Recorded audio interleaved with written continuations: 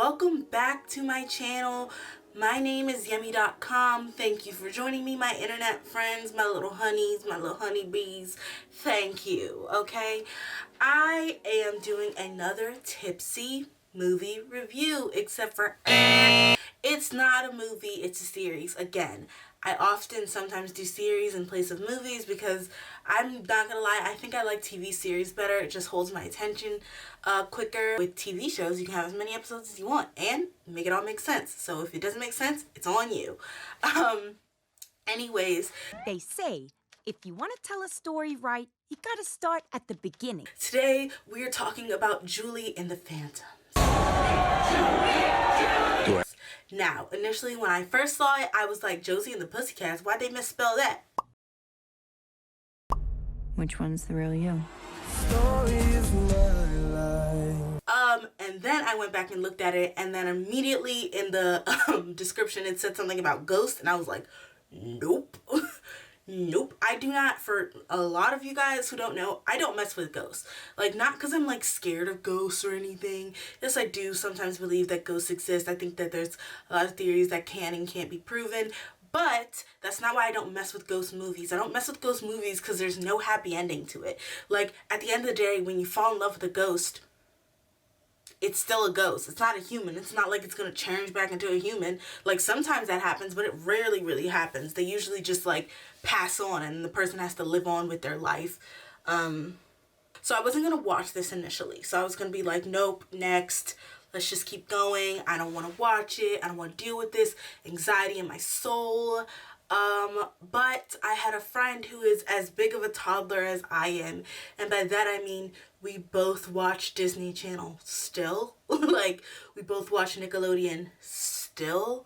We both, like, you know, like, not all of Nickelodeon, like, but like some like DComs. Like, I know what Zombie 2 is, and I'm anxiously awaiting for Zombies 3. So with that being said, she's as big a toddler as I am, and she was like, yo, Yemi, you gotta check this out. This is just up our alley. I was like, what, sis, for real? She was like, yeah, it's just up our alley.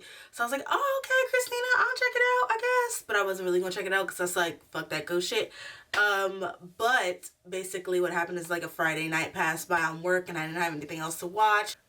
I was on YouTube before I was gonna go watch The Proud Family, and there was this interview where they do shot by shot. It was like, I don't remember which publication it's for, like a Netflix version of it, and it was like, oh, the cast explains shot by shot, like what they were thinking. And I was like, okay, this seems interesting, even though I've never seen any of the film ever. Don't even know what who the main characters are. I just saw a bunch of white boys on the band poster thing for Netflix. I didn't watch the trailer, nothing, nada. So I was like, ooh, first of all, I see a girl with braids in the thumbnail, love it, and I do love shot by shots. Let's do it. I did it, and it was for a scene/song called Flying Solo that we eventually get to in the show. When I look at you, it's like I'm looking at me.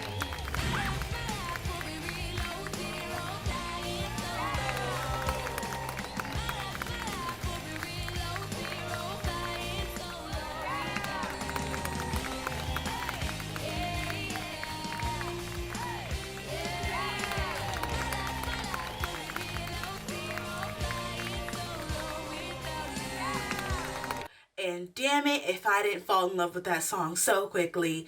And damn it, I was like, dang it, I gotta watch the show now, don't I? Dang it, I do. And then on top of it, I was like, oh my god, y'all got a POC lead? Is she the lead? Don't misguide me now. Don't have me walk in here and she not be the lead. I'll be upset. So, that being said, I ventured into the journey of Netflix, I ventured into the world of Netflix to find the ride that is Julie and the Phantoms. And I took my first gulp of Jack and ginger ale and I dived in. So, with that being said, I'm going to pull up the notes that I took because I want it to be as meticulous as possible when it comes to series. Because with movies, I like generally remember them. It's such a short period of time that it's like boom, boom, and bam, thank you, ma'am. But with shows, it's like a long period of time. No matter how, even the episodes are 15 minutes, like 9 15-minute episodes are like still more than an hour and a half movie. So with that being said, I'm gonna pull out my trusty dusty phone and we're gonna get started on this. So here we go. Let's open our notes app and see what Drunk Yummy had to say about the first episode. And I'll probably try and break down and explain what I'm saying. First off, I remember this off the bat. I don't even need to read this.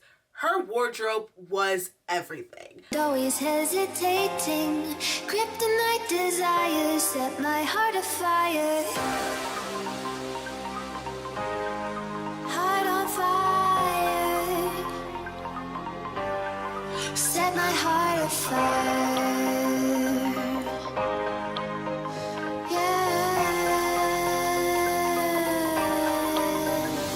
Everything. She had this beautiful blend of style that fit their style as well, which, plot twist, if you don't know, this is a spoiler, like this is all gonna be a spoiler about the show. They are a band from 1995. And that's what we do this for. I'm Luke, by the way. Hi, I'm Reggie. Alex. Bobby. Hey y'all. Year the Rat? We're Year the Rat. Damn. No, Year the Pig. Oink oink. Year the Pig. 1995, Year the Pig, when I was born. They were a band from 1995. They were 17 when they were going to perform this play at this place, and called the it was called something with the O. I kept calling it the Opium. That's not what it was called, but I was referring to it as the Opium. And right before they performed their gig, inadvertently, Julie's mom, we will find out later that it's Julie's mom, saved one of the band members' life because he decided to stay back and flirt with her instead of eating these Radiator hot dogs that they got off the street like weirdos. They ate them and they died before their gig, except for one of the members who lived on to betray them eventually, which I really liked as a plot point. But besides the point, basically that's what's going on. So like they died in 1995. The ghost that lived in this girl's attic, whose mother was a musician and was a band girl back in her day. So she saw them play as well, and she really liked their music. But she recently passed away, and this girl like forsaked music in her mother's honor, or like in her grieving process, and eventually was pulled back into music by this ghost band that is really good. Really good. So with that being said, these are my thoughts. The reason why I explained all that is because they're from 1995. The aesthetic of 1995 is very different than the aesthetic of 2020, or so you may think. It kind of like has this proof that everything, because even with their wardrobe, what they wear, it doesn't necessarily seem like it would be out of place in 1995, but it also doesn't necessarily seem like it would be out of place in 2020. Which I really, really appreciate. And what I appreciate even more is that her aesthetic and her wardrobe, again, does not seem like it would be out of place in 1995 or 2002, and fits perfectly and cohesively into their aesthetic and makes them kind of a cohesive unit when they perform, which I really, really like. So that's why I said her wardrobe is everything. And also like her school outfits, everything, all her looks were just killer. And then I wrote in all caps next, we love a black lead. The music is actually good. And then at the end of the first episode, like there was a lot that went on, but at the end of the first episode, like I saw the credits and it said Kenny Ortega, and I was like, of course this is a Kenny Ortega. Why did I think it? I was like, why did I even assume anything else? Like, if there's a man who can trick me into loving a musical, it's Kenny Ortega. Actually, I don't need to be tricked. I love musicals, but Kenny Ortega musicals are just, I like pray that man never does them wrong, because I don't know if I have the heart to stop watching his stuff. Like High School Musical was like one of my first loves in the world, and it was Kenny Ortega. And then Descendants he made, beautiful, beautiful, Kenny Ortega. Michael Jackson's This Is It, Kenny Ortega. The Mean Girls at the Pep Rally performance. Oh my god. Okay, so I said the Mean Girls at the Pep Rally performance looked like they saw one Blackpink video and proceeded to mess everything up from there. They weren't terrible. The girls at the Blackpink concert, the girls, the Mean Girl, the main Mean Girl, who is her adversary, who used to be her friend and is also the daughter of the bandmate that forsake them. She has her own band called Dirty Candy, which is very close to Sour Candy, which was made by Blackpink. They all wear wigs and they do extensive choreography, which is not just Blackpink. Like, a lot of people do that. But there's just something so, like, they do the butt lean that Blackpink does.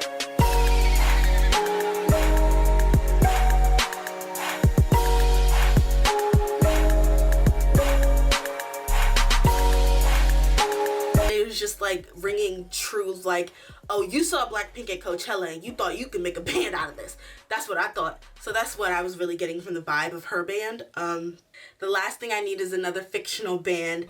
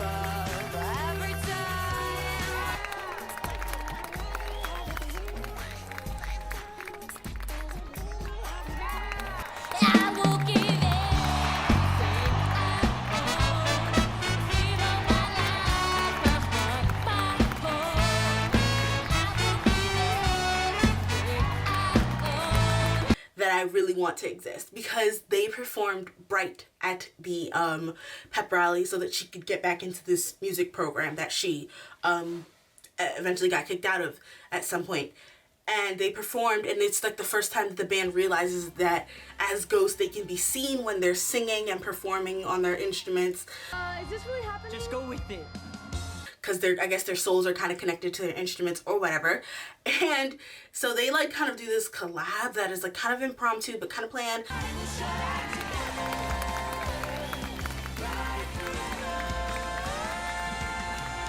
But it's like so good that I was just like, oh shit, that's like the first time like the first time I was like, oh my god, the songs are actually a bop, is when she was singing the Good Morning song. Get up, get out, get that spot.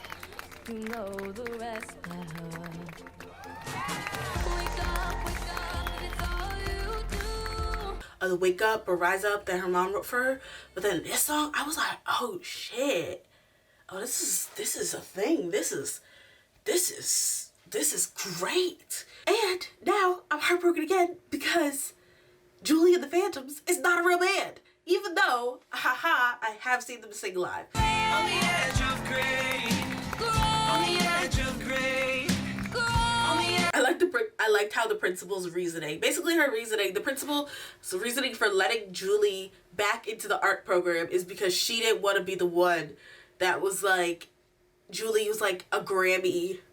Julie was basically the Beyonce of her generation, and then would be like, oh yes, one of the trials and tribulations that I had to go through was my principal not to let me back in the music program, even though I was so grieved and struck by my dead mother. All caps I wrote, how is Boo Boo Stewart in this, and is he gay? Then immediately after, in all caps, I wrote, we love a gay ghost boyfriend. Because it was mentioned like in passing, which I really kind of respect the way that they brought in one of the character Alex's sexuality of being gay, because they didn't make it a point to be like, I like boys, mama, boys like me. I like boys who like boys, mama. dun, dun, dun, dun, here's a pride parade. We are going to make a big deal that you are gay. Tell them girls, thank you next. Just mentioned it in each of their struggles as like a kid. They were as like being in their band. They were like, It's not like any of us were that close to our families. My folks always regretted buying me that guitar. Reggie, your parents were literally a fight away from a divorce.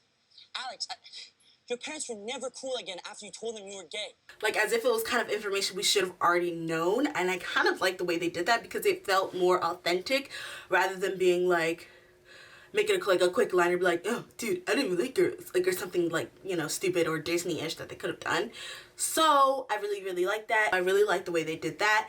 And giving Boo Boo Stewart as his love interest was everything to me, because I have said how I felt about Boo Boo Stewart on multiple occasions, and it's deep. The fact that him and Kenny Ortega are working together again is very cute to me. I like that. And, you know, I like that he's a skater with long hair. Like, he's like this love interest for Alex, who is by far one of my favorite members of the Phantoms. If not the favorite member, actually, because he's just like the only one who's like, hey guys, like, we're actually dead. Like, I get it, we can play music, but we're actually like really dead, guys. We should like grasp on this. Oh, no, I was just warming up. You guys were the ones on fire. Could you just own your awesomeness for once? Huh? All right, I was killing it. Like, I think the next episode, episode 3, starts off basically with this big dream sequence that you'll see of her singing this song, like, I Got Music or something. It was really good. So one of the only times, my only complaint about this is that you don't see the best friend perform, I was gonna say perform a musical ability much other than outside of this song.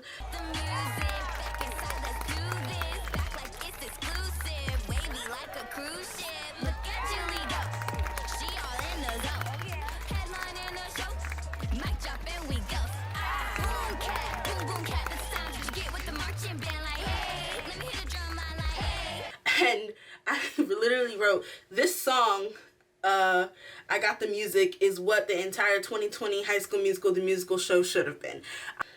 I loved and truly appreciated the dialogue for the whole Trevor Bobby situation. Them finding out that their bandmate stole all of their songs and betrayed them was, it was just beautiful. The way that they figured it out, like the way that, like, she was like, oh, you're sampling, like, just the whole unfolding of that scene was excellent. The helicopter face thing. He has a helicopter? With his face on it. And he parks it in front of that hotel? No, he gets to park it in front of his mansion. Mansion? Dude, we live in a garage. It's not about the money, it's about the music. It's a little bit about the money, though. A little bit about the money. Or you could have shared it with our families. Maybe then my parents wouldn't have had their house turned into a bike shack. Yeah, I just really appreciated that, especially because up until that point, I had 100% believed that her dad was the 4th member of Sunrise Curve. I think it's Sunrise Curve. Sunset Curve. Sun something Curve. The band, basically, the original band. I thought her dad was the 4th member. Like, 100%, my money was sold on that. And, like, that her mom was the fangirl, but they ended up getting married. That's what I thought. But the fact that that's not the truth is crazy, and I want to know more. Like, eventually, like, stuff goes by. Like, more and more story unfolds. She gets a gig.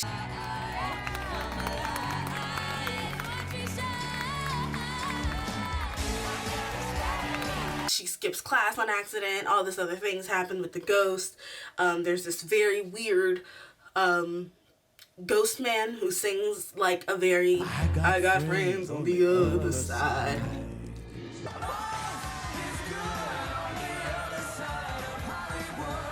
The cards will tell. The past, the present, and the future as well. Watch me make a move, watch me make a move, yeah. What you gonna do, what you gonna do? I say, watch me make a move, watch me make a move, oh. What you gonna do, what you gonna do? The cards. Just take 3. Take a little trip into your future with me.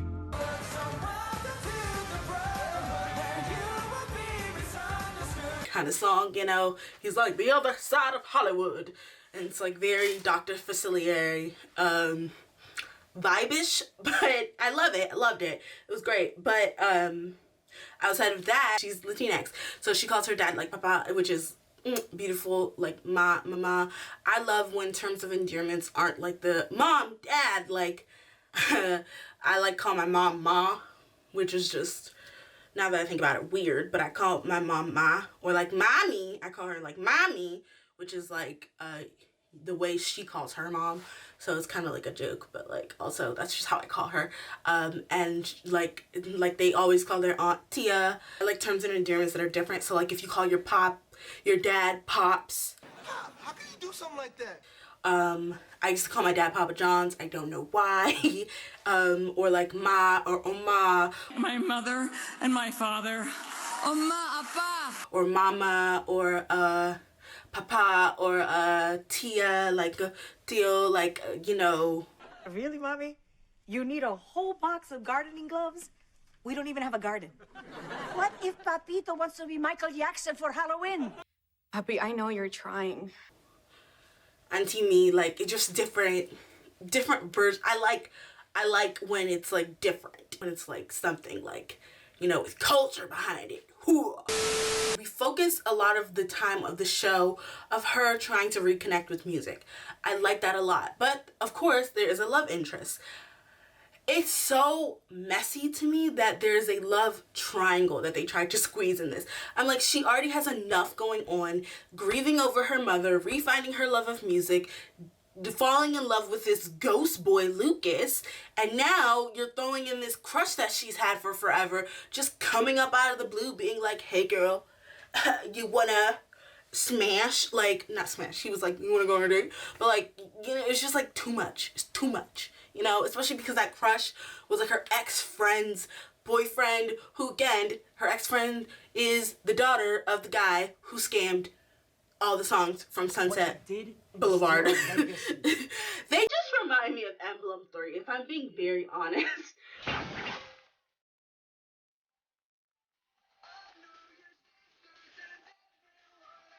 Sunset Cruise, they remind me of Emblem 3. So, from now on, I'm just going to refer to them as Emblem 3 when I'm not referring to them as Julie and the Phantoms. For my sanity. The next I wrote, Julie, episode 7 performance outfit was everything. Oh my gosh. She had this outfit with the butterflies. Everything, sis. She had the butterflies in her hair. She had the butterflies on her shirt. Like, she was giving butterflies realness that I respected in my heart of hearts. Also, I have rewatched the performance 17,000 times because that cute moment right at the end where her and him are singing right before he is beautiful. Their excellent acting skills really shine in this performance. Yet when you're the one who played the guitar, you want to make sure your fingers are correct on the guitar when you're playing. But like, you still see these acting beats where he's like, come over here girl, like sing with me, and she's like trying to stay away from him because she's like trying not to get her heart broken, and she's like, no, I'm just gonna hop on this piano and do my thing, you know.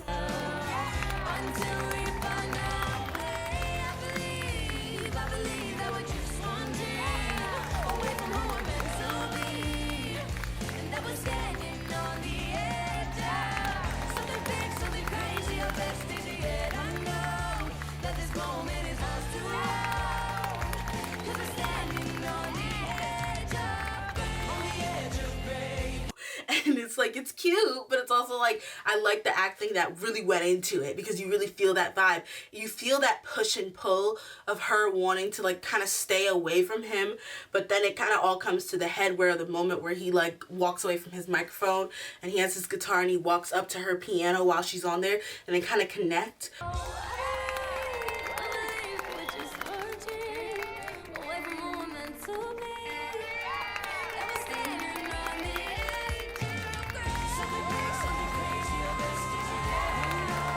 While she's singing and he's playing, and then she just hits her big note, and then like eventually comes, she just like surrenders to the magic that is them.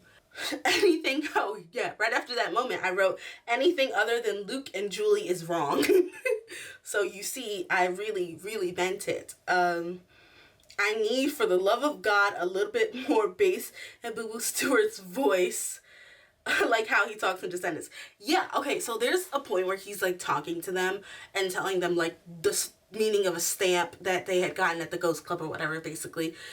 And it's like his voice is very like, it's like, it reminds me of him when he was in Twilight. Newest, bestest, brightest. And I'm like, you've grown, baby boy. I know your balls have dropped. I've heard your balls drop. I don't know why your voice is this pitched. Like, it's like, it just seems like it's pitched way higher than how he talks in like, say, Descendants or in hashtag Roxy. What's your favorite memory from filming the Descendants trilogy? Oh. And it bothered me so much in that moment because I'm like, you look brolic as a mofo, okay? With that ponytail, that long hair, you look brolic. You look bronzed and brolic and blessed by the gods. I need you to talk with some bass in your voice, baby boy. Basically how I was feeling. Next, I said, oh, Unset Emily broke my heart. Basically, Lucas, our main ghost, our lead singer of Emblem 3, Ghost Emblem 3, his parents are still alive. They celebrate his birthday even though he's died at the age of 17. He ran away, so he has a lot of regrets towards his family. He like goes to watch them, and there's this scene at the end of the episode Unset Emily, which is the song that he wrote for his mom, that is so emotional, and is the first time that I actually cried in the show. Like, her mom passing away, like, there's a lot of things that you can get emotional over. I wasn't intending walking into the show getting emotional for it because it felt very Disney Channel-y. I was like, Disney Channel, original movie. Like, I wasn't gonna cry. I didn't cry when I watched Descendants, except for Cameron Boyce's tribute. But I didn't really cry when I was watching, like, Zombies or Zombies 2, you know? So, flesh and bone. Anyways, but Unset Emily is the song that he ended up writing for his mother when he ran away, and he never got to, it's like all the words he wished he had said before he died, and she went to his house and gave it to his mom and dad, and they read it, and it's like this beautiful transition where you go into him and you kind of see this flashback of how he like ended up running away, and like him writing the song for his mom and them like reading it. It's really emotional. The song, when you pay attention to the lyrics, it's like very straightforward, cutthroat, tells the story of what happened.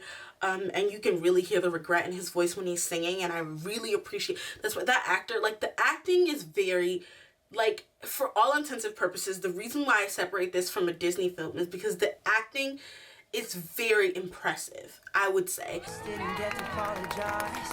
Pieces of the clock for lies broken. If I could take us back, if I could just do that. Right in every empty space, the words I love you in the place. Every time when not erasing me.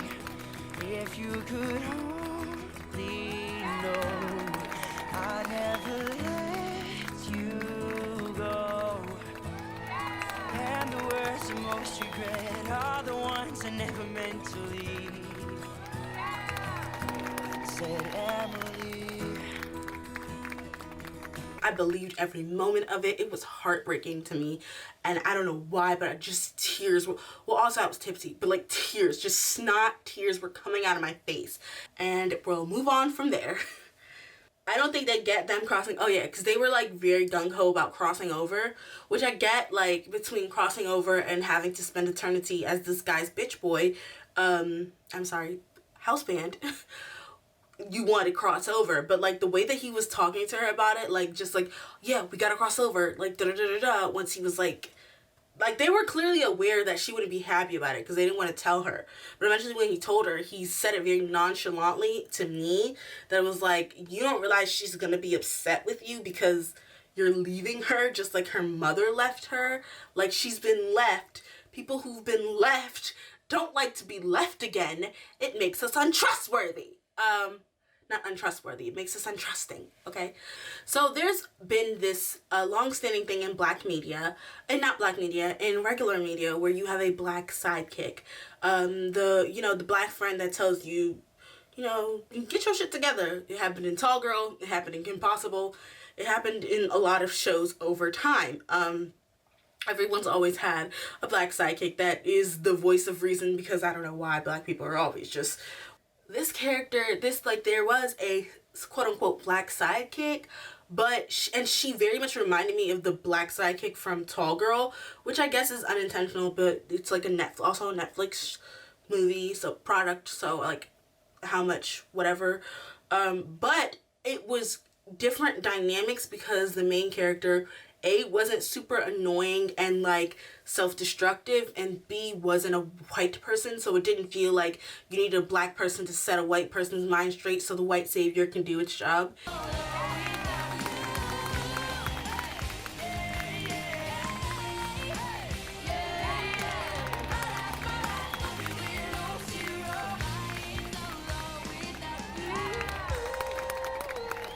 She was genuinely just there for her friend, and I appreciated that. The marquee, it was like Panic at the Disco And then the opening band was something else. Downslide, Mudslide Crush from Lemonade Mouth. Who knows? But that's not the point. The point is, I love a Panic at the Disco shout out. I really wish I would have saw Panic at the Disco, but they're probably too much money. So I understand. Brendan Urie is an expensive man who I would pay gold just to look at. So I understand why you couldn't, like, you know, I kind of understand. Wow, why did I just do the Jimin thing?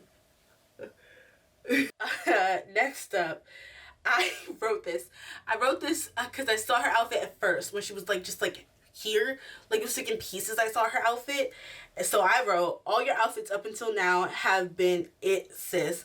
Why did you put that tutu on? It's her final outfit for her for her Camp Rock the Final Jam, her final song basically, and it's like purple and has a tutu, and I was like, that ain't it. And then she stood up and I saw the full body, and I literally wrote ... I changed my mind. They added a little glitter in that tutu. All of a sudden it became it. Her outfit, I don't know, I think it's the train of the tutu that like made it me like, oh my god, look at the glitter in the train. Fuck yeah, girl. Kill it. I was like, yes, girl. Movement with your little hair twine. Go ahead, girl. It's like all the things about the 90s that I hated in one outfit but somehow worked. So then the show went on, and it was getting to that point where it was like, okay, they're either A, gonna cross over and I'm gonna be sad because the romance is dead and I don't know how season 2 will continue, or B, they won't cross over and they'll have to be slaves to this house band. Either sound like bad options for the end. So I was like, we're getting to the end. I was like tempted to just like, because I do this thing sometimes when I know I like where I am in a movie and I know it's only gonna get worse from here, just stop watching. I'm just like, that's the end for me, bruh.